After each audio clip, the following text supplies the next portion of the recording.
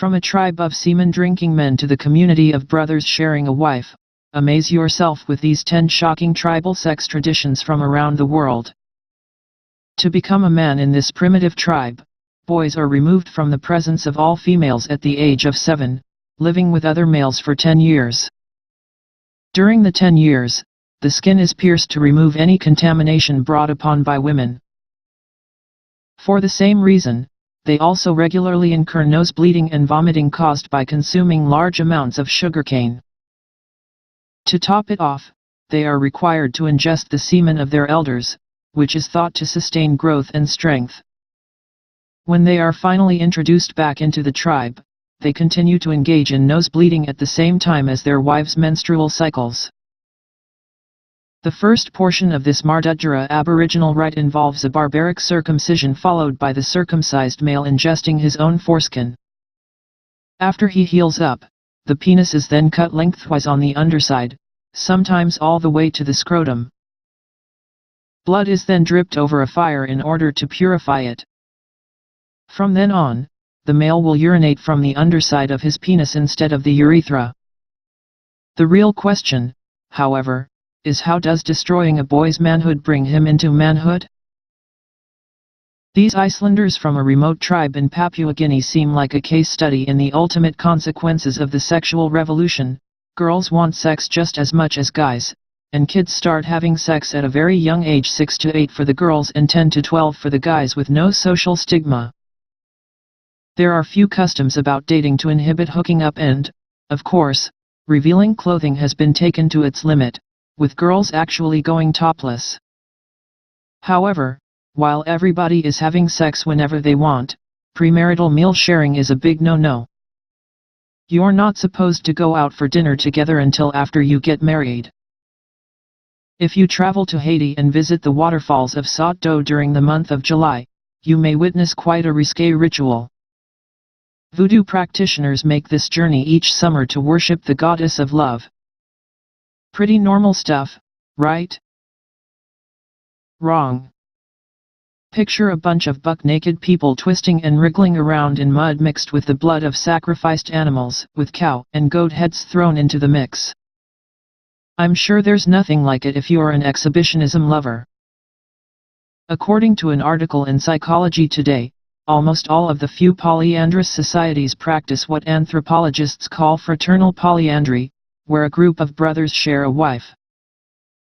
This is the case in the Himalayas, where there is little land available for farming and agriculture, and families with more than one son would be faced with dividing up their land were each son to start his own family.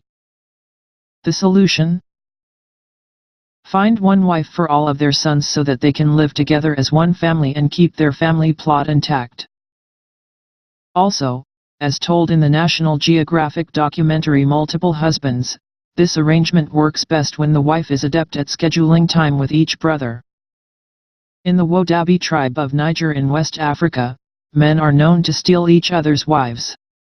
The Wodabi's first marriage is arranged by their parents in infancy and must be between cousins of the same lineage. However, at the yearly Gerwol festival, Wodabi men wear elaborate makeup and costumes and dance to impress the women and hopefully steal a new wife. If the new couple is able to steal away undetected, especially from a current husband who may not want to part with his wife, then they become socially recognized. These subsequent marriages are called love marriages.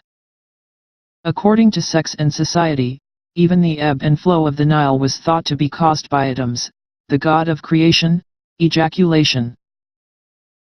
This concept spurred the Egyptian pharaohs to ritually masturbate into the Nile to ensure an abundance of water. The ancient Egyptians were so inspired by the act of self-stimulation that at the festival of the god Men, who represented Pharaoh's sexual potency, men masturbated in public.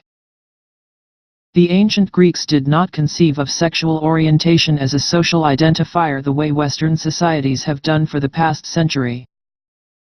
Greek society did not distinguish sexual desire or behavior by the gender of the participants, but rather by the role that each participant played in the sex act, that of the active penetrator or the passive penetrated.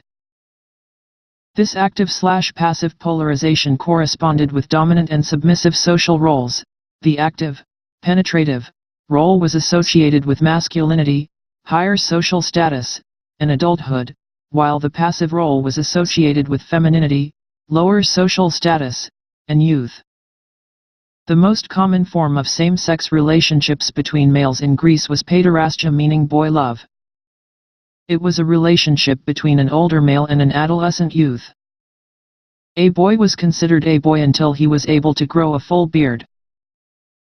In Athens, the older man was called erastes, and he was to educate, protect, love, and provide a role model for his eromenos, whose reward for him lay in his beauty, youth, and promise. To love a boy below the age of 12 was considered inappropriate, but no evidence exists of any legal penalties attached to this sort of practice. We all know that Muslim practices are among some of the strictest regarding sexual intercourse and the relationships between men and women. For instance, Muslim couples are only allowed to have sex in the missionary position.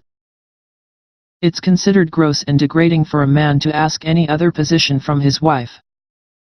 However, in certain Muslim countries, like Iran, a young couple who would like to have sex before they're ready to marry can request a temporary marriage. They are allowed to pay for a short ceremony, with a written contract dictating the amount of time they will be married. Once this is done, they can have sex like bunnies without contradicting Islamic law. I know a lot of people here in America who probably wish we had something similar.